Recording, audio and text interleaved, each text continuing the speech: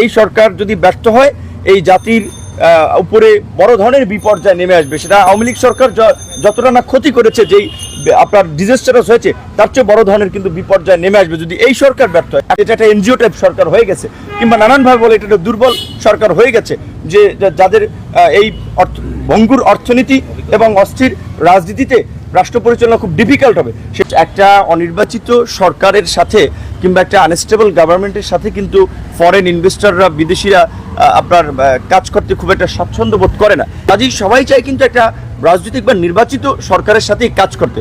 সেই ক্ষেত্রে এই সরকার বেশি দিন থাকলে সেটা মানে এই মুহূর্তে দেশের যে ইকোনমিক ক্রাইসিস এবং অন্যান্য যে ক্রাইসিস, সেইটা বোধহয় ভালো হবে না। তো এখন এক একজন এক এক কথা বলছে, 2 বছর 3 বছর, সম্পাদকরা বলেছে 2 বছর থাকতে, 2-3 বছর থাকতে পারে, এরকম বোধহয় একটা কথা বলেছে।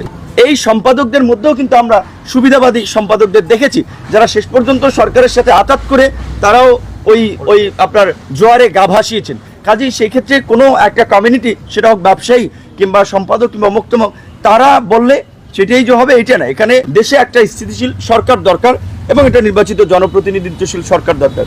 সেই ক্ষেত্রে সরকার যত দেরি হবে তত আরও দেশের ক্ষতি হবে।